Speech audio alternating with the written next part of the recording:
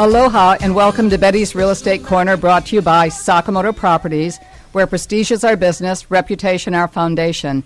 As always, our lead-in music, which is something we totally believe in, is Danny Couch and I Love Hawaii.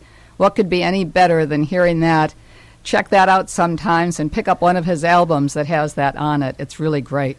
We happen to be recording today on Monday, a day early, which is a little odd because we have a few things to talk about politically, actually, that are happening that we're concerned about, and tonight will be the deciding night. So we're going to have a little bit to say about that. But meanwhile, we're going to stick with our kind of usual format. Tomorrow, we both have to go out there and sell some real estate.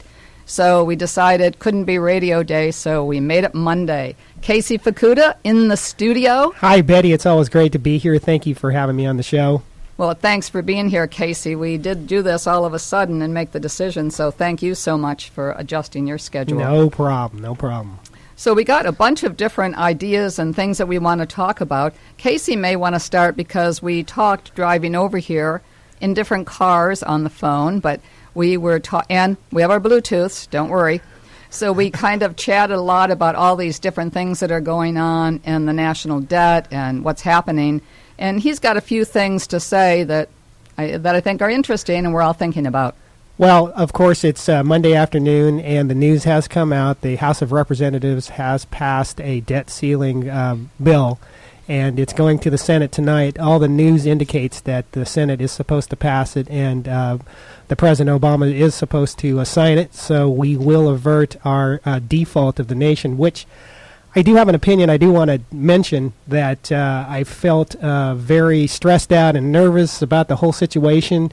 There was a lot of doom and gloom if the debt limit was not raised by tomorrow afternoon or tomorrow. And I just feel like I was being held hostage by the politicians. I didn't like the politics going on this week.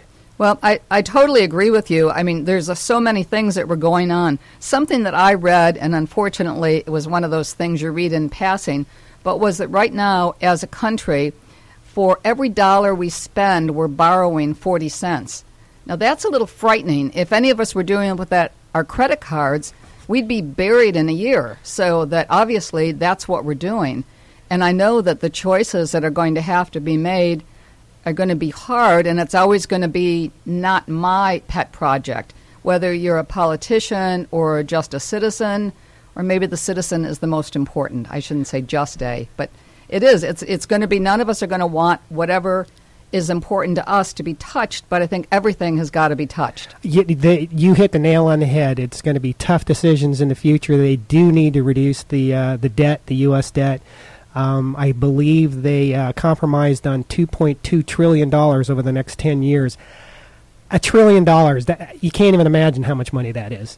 It's unbelievable. No, I'm with you. I can't imagine how much money it is. And to make it worse, I can't imagine what it takes to bring in $1 trillion, whether it's certainly as a country. I'm not going to make $1 trillion, but how do you ever bring it in as a country? How do you raise $1 trillion? How do you ever change our national debt without, like we're saying, some major changes? There was a great article I read yesterday about a gentleman who stated that, the worst thing we can do right now is to try to raise taxes to bring revenue back into the government, also to cut programs like unemployment benefits and things like that. The economy just can't take it. What we need to do is try to keep the status quo right now, raise that debt limit, and after we've done that, after we've raised that debt limit and the pressure's off, then let's talk about places where we can trim the spending in the government. Again, one of the things Casey and I happen to have talked about today was we've all heard over the years of these unusual pet projects that are part of the government, where there's $4 million being used to decide if the pigeons should live in New York or some other totally obscure thing that doesn't affect any of us as citizens, even though to somebody it's extremely important, if not only to the pigeons or whatever it is. But I think that we've got to think about some of those, quote, pet projects, even if it voted somebody into office by throwing that out there to their constituents. I think we've really got to think about those pet projects, because until we start living on the 60 cents, we can't have those pet projects anymore. You know, Betty, I couldn't agree with you more.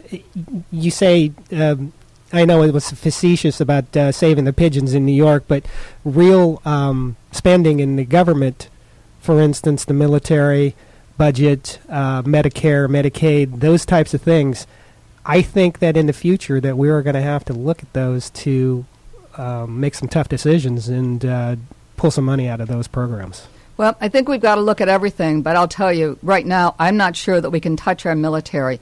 You know, that's where our young men are and our young women, you know, that have been defending our country. So I don't think that we can hurt their budgets or take away what might keep them safe. But I do think there's a way that politically we don't get into the next jam or we do something. But again, it's like I don't know where the money's going to come from. It's tough decisions. Again, I agree with you. I think that our military budget needs to keep our people that are out there fighting on the front lines safe. And but it is one of the areas that they talked about in this compromise that they're going to have to start making some cuts in. Well, I don't know where to go with that one, but I think it is. And our military is keeping us safe. You know, so whether we're in New York City or Chicago or L.A. or Maui, you know, there's our military somehow, and the strength of our military keeps us safe. So maybe enough said for right now. We'll save it for 2 weeks from now, but hopefully this is going to be over for the moment tomorrow. And maybe it's time for us to step into a little real estate. Well, before we do that, I wanted to add one bright spot to the vote that happened today in the House of Representatives. Representative Gabriel Giffords, the woman that was shot in Colorado several months ago in the head, actually made an appearance and voted for the legislation. Her first appearance in Congress since she was injured. Wow, I hadn't heard that. And again, what a miracle by itself that she's even there.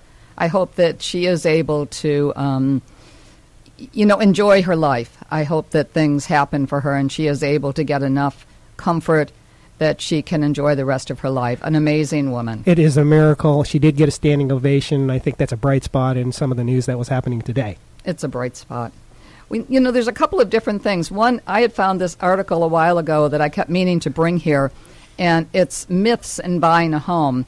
And one of the myths is that there is a perfect home out there, and that a lot of people go out and they look and look and look at homes, but they can only focus on the one thing about the house they don't like,